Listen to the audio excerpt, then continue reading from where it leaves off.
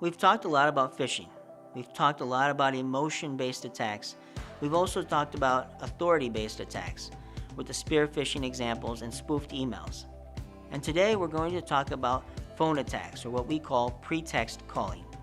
Pretext calling is when hackers use the phone to try to breach or compromise your systems. Whether you're a hospital, a government agency, a bank, a law firm, insurance company, or any type of institution, hackers will try to breach your systems in a number of different ways, and phone is one of those. They will likely try to use phishing as the main vehicle, but phone is another method that has proven successful. A pretext call is when a hacker is calling you on the phone. Just asking for your password without any reason is likely not going to be successful from the hacker's standpoint. The hacker has to create a reason for the call, or a pretext, a reason for you giving that information. Some type of seemingly legitimate reason for trying to get into your system. For example, if you were to get a call from someone saying that I'm Joseph and I work with Microsoft and need access to your systems because we're having some system issues, that's an example of a pretext. Another example would be, I'm with your network support vendor, so I need to access your system.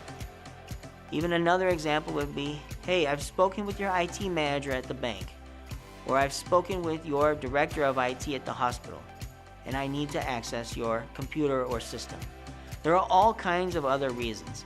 Hackers will try to impersonate individuals they think might have a bank account with you and try to get that information, an example of identity theft. So it's always important to ask clarifying questions. It's important to always ask questions when someone is trying to access your network, your computer, your system, to do patches, to do anything, and it's important to always verbally confirm with your network administrator whether or not you're supposed to be continuing to do that type of activity. To give you an example of an even stronger attack here shortly, we're going to be spoofing a phone number along with a pretext call where we give a legitimate reason. One of the technologies a hacker can use is to search the web or call your organization and simply ask, who handles IT for your organization? Or who does network support for your organization? It's what we call reconnaissance. So if you tell us that Dell SecureWorks, as an example, handles network support for your bank, and if you tell us that Jeff Smith handles IT for the bank, we will find out the phone number of your main location and then make another phone call to a different location or even the same location and spoof the phone number of the main location, or spoof the number of Dell SecureWorks phone number. At this point, if you have caller ID, it looks as though we're coming from that very same number and at that location. It's especially powerful because we were using authority and we built credibility through the caller ID. A hacker might say, hey, we just spoke with Jeff and he wanted us to reach out to you. Or even stronger yet, a hacker will say, we're actually here on site right now. And remember, you can tell by the caller ID that it now appears that we're on site. Then the hacker will proceed to ask you to navigate to a site, giving some type of information that you normally wouldn't provide. We're going to go ahead and show you a short demo. We are going to be spoofing. This is my phone right here on the right hand side. This is my son's phone on the left hand side. So using my phone number is 515-229-5674. But we're going to go ahead and spoof my wife's phone number. So we're going to use a service called Spoof Card.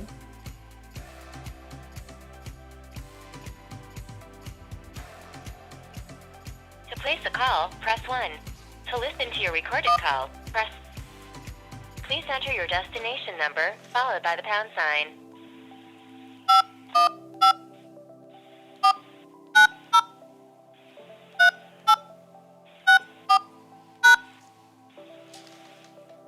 Now, please enter the number you wish to display on caller ID, followed by the pound sign.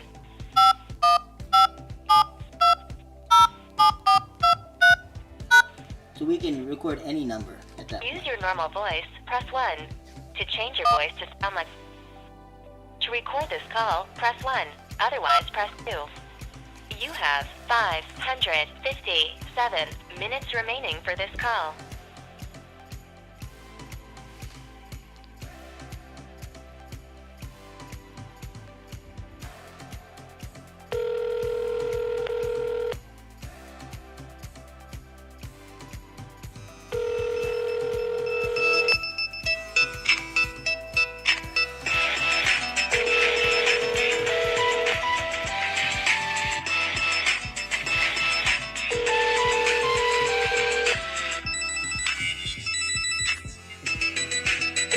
see that's actually calling from mother.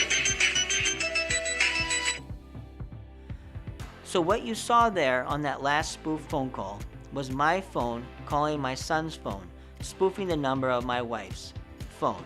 And it's a little hard to read, but you can hear the questions that we are being asked very faintly. And through the phone app that we are using, we can spoof any phone number, domestic or international.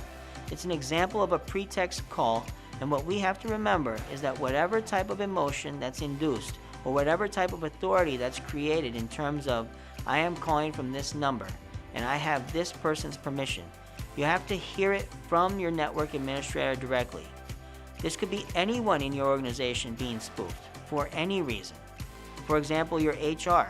Someone could be spoofing their phone number and asking you, can you send a list of all of your employees to me? As another example, the biggest preventative control is to simply hang up the phone and call them back at a phone number that you know.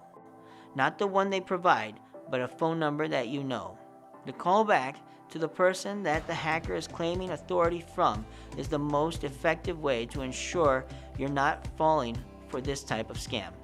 And you should never, ever, ever take any action based on a random phone call unless you are completely expecting that phone call, where the network administrator or whoever the hacker is using to establish credibility has come and told you by phone or in person something to the effect of, at 2 o'clock you can expect the following phone call. Remember, emails can be spoofed and spearphished, so even an email from someone is not considered trustworthy. Caller ID is also not trustworthy. We should all have a healthy sense of paranoia when these communication methods are used in order to protect ourselves and the organizations we work for.